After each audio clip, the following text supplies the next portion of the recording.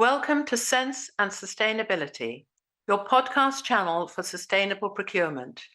We hope you like what you hear.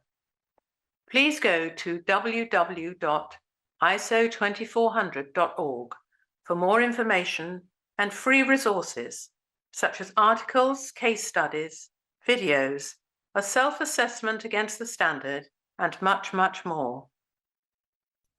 Welcome to Sense and Sustainability. I'm delighted to introduce Dane McIndoe from New Zealand. This is part one of two podcasts where Dane describes his background in procurement and how he became involved in sustainability.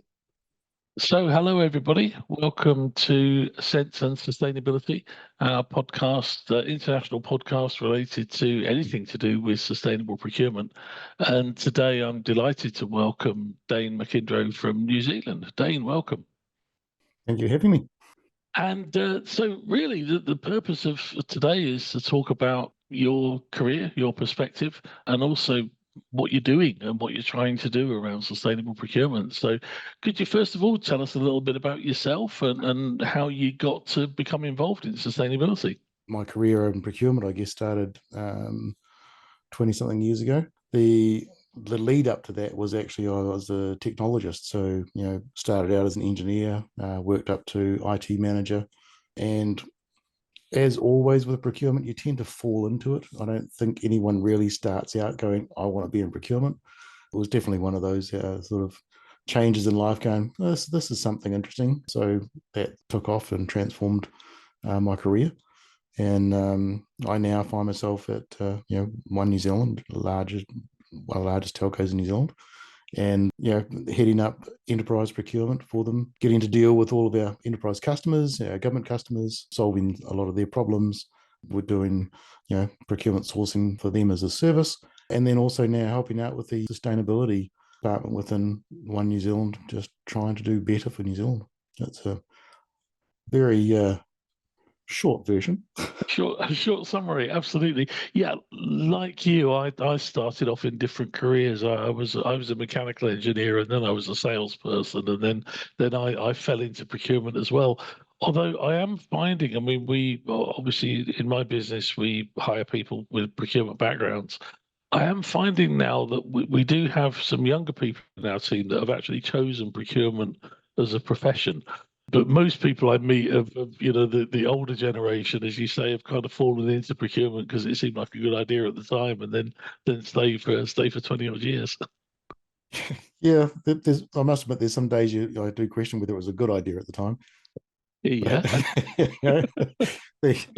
We are finding it here. So I'm also the chair for the Auckland SIPS committee in New Zealand. There's three committees in New Zealand: Auckland, Wellington, Christchurch, three main centres. And part of our focus actually is really to try and drive more of the younger people coming through into procurement. I think SIPS as an organisation is extremely well engaged with tertiary providers around the globe and have very good programs and pathways into procurement. But within New Zealand, we're probably not alone, but the tertiary side of things tends to be almost too late. A lot of people are heading to universities knowing what they want to be and where they want to go. It's the few that actually pick up on commercial law and other aspects of supply chain, and they go, oh, there's something else there. So we have a clear focus here in Auckland to try and directly engage with secondary schools and try and drive the career path as an option earlier on, so they're thinking about that as they head to university. So a bit of a slight shift in focus. We've got tertiary covered, so let's start the next layer down. That's interesting, isn't it? Because we'll start to talk about sustainability in a moment, and the whole. I started getting involved in sustainability in the late 90s, I guess. So for quite some time now, and then I got myself qualified as an environmentalist as well as a procurement person. And like you, I think I must have been a member of SIPS for like 30 years now. So it's interesting as we start to build in some of these new concepts into procurement around sustainability. It's absolutely essential, and I understand what you're doing in terms of getting, potentially getting secondary school young people engaged in the profession.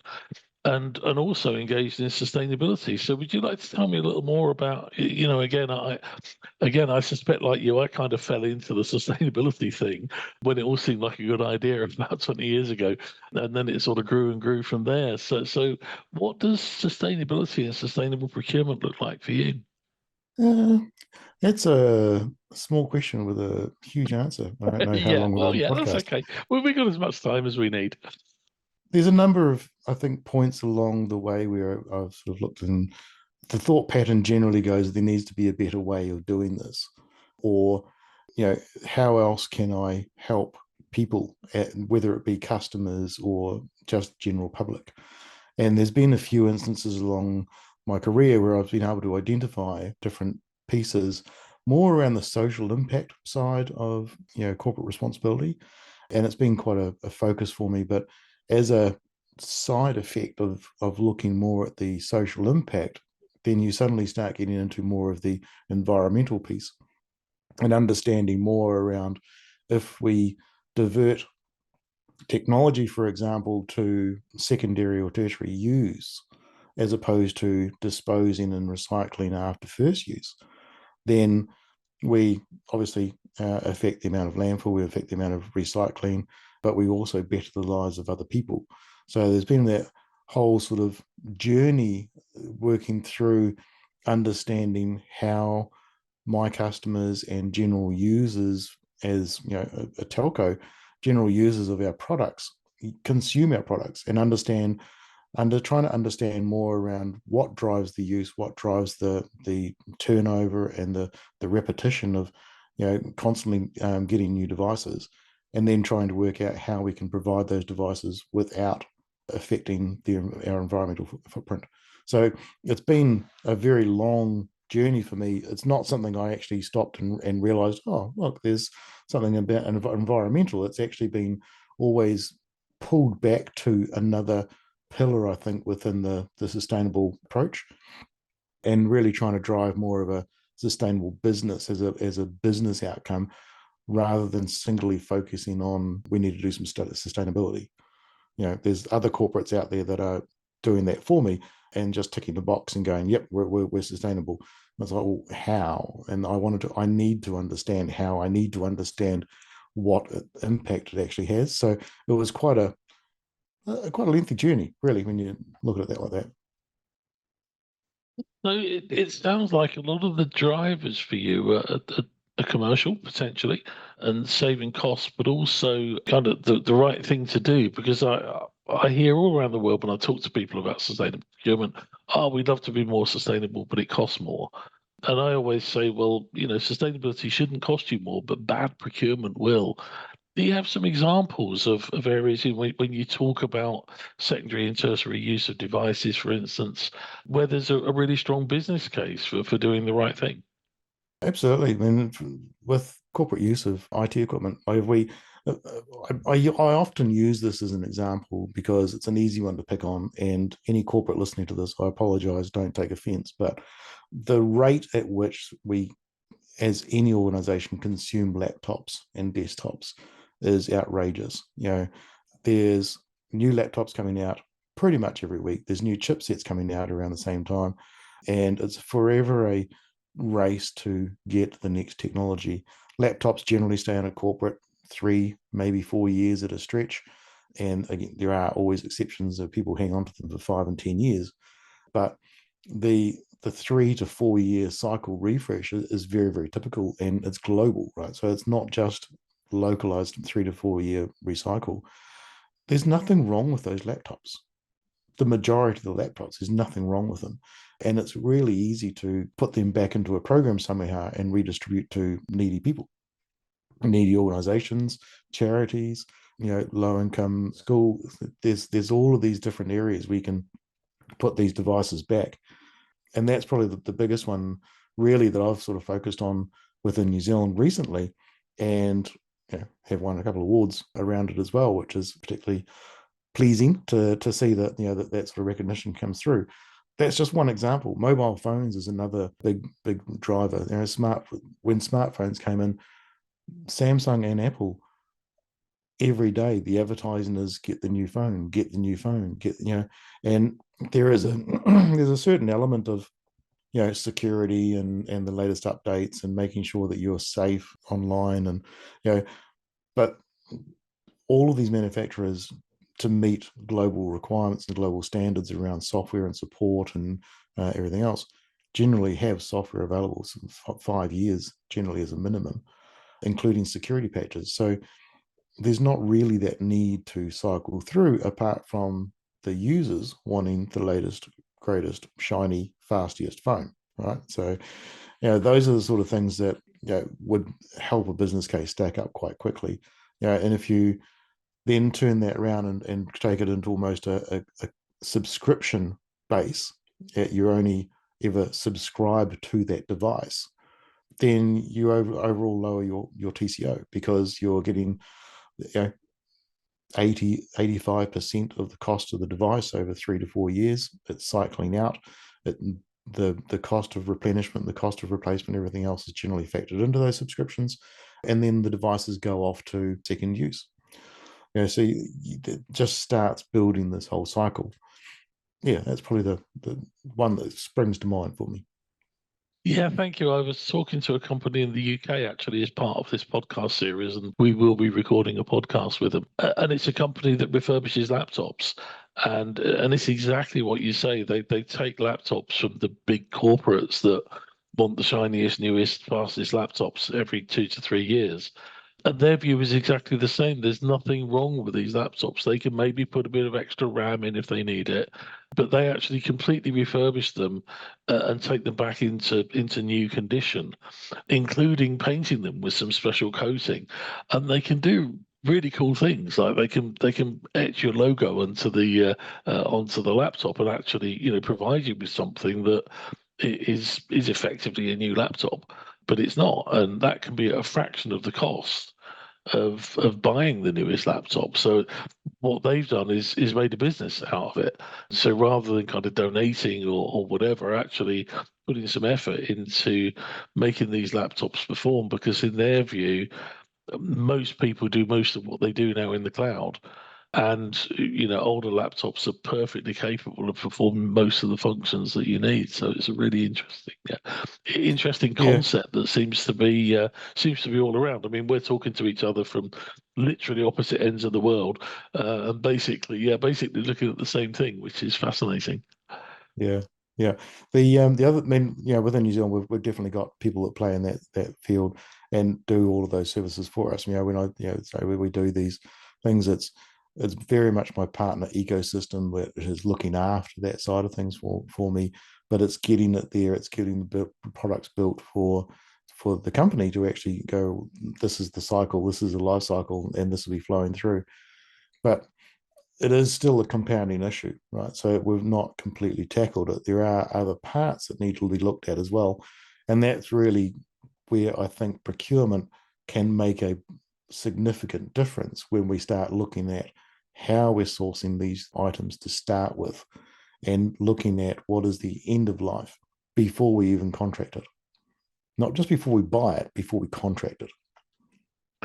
Yeah, absolutely. And it comes to this question then of the role of procurement in all of this. And certainly myself and a lot of the customers that I speak to of our services see procurement as essential. I mean, we're the gatekeeper of a lot of this. And if you look at organizations around the world, I mean, they deliver most organizations in the world deliver a high percentage of what they do through their supply chains. And I'm seeing a growing realization that if we're really going to be sustainable, and if we're really going to deal with our scope 3 carbon, and if we're really going to look at ethical issues in our business, then we have to look at our supply chains as well as our operational business. And it seems to me like customers are starting to ask some serious questions about this. I mean, I was talking to some guys the other day,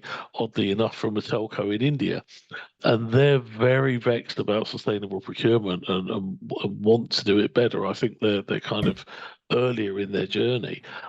but they're earlier in their journey, but their customers are starting to ask for it, and they supply to people like Amazon and Microsoft and these guys, and it seems to them that suddenly customers are asking questions and expecting proper answers. And it was, in the early days of sustainability in my career, it would be, a customer would ask a token question about sustainability and put a token amount of weighting into the bid evaluation, whilst making sure that it's never ever going to really make a difference to a procurement decision. And then the supplier at the other end copies and pastes the thing that they wrote in their last bid about sustainability. The buyer ticks the box, and away we go, and nothing ever changes. It seems now, I'm thinking in most sectors, in most parts of the world, customers are kind of getting a lot more serious. Are you seeing that particularly from your corporate customers? Yes, is the short answer, but I'll expand on it. New Zealand is a little bit different in a number of ways. New Zealand is known for being a beautiful country. It's green. It's fantastic. The people in New Zealand are highly passionate. So we've been passionate about the environment since I was a teenager. I mean, even before that, but that when I was a teenager is when I first noticed it, right? And standing up against the US with no nuclear warships coming into the country. I remember that. It's one of the childhood memories that gets sunk in, and we it's year on year, it's gotten more and more. It's just part of who we are. We all care about the country and want to we're connected to the country. It's just the way we are. So everything, I've seen it in business for many, many years, but it's coming through very, very strongly now in business, as I think a lot of people that started, noticing things around the same time I did, they're coming up into more senior parts of the business saying we need to do more. We're also getting the younger people coming through going, what are you doing? Having young people come into an interview and go, what is your company's stance on corporate responsibility and environment? You would never have asked that in a company 20, 30 years ago, because, well, you didn't ask questions in the interview, right? That was your time to answer questions. So, and younger people are now deciding on whether they want to work for a company based on what we do. So we have to have very good answers, and it has to be backed up. Yeah, I think that's very interesting about people and young people, and certainly I'm seeing that too. And I talk about the dash for talent. We all want talented young people in our businesses, and to facilitate that, having a good stance on sustainability is really important. And certainly, I find as the owner of I suppose a medium-sized business now, we employ about 60 people. Yes, young people want to come and work with us, and not necessarily just the sustainability professionals or the procurement professionals. We have marketing people, we have IT people, we have people that in our business that want to work with us because they want to be as close as they can to the sustainability agenda. So yeah, I think it's a really good call. It's not just about the customers, it's about people. Thank you for listening to our podcast on sense and sustainability. Please listen out for more episodes. For more information, learning resources, tools, and much more on sustainable procurement, go to www.iso2400.org.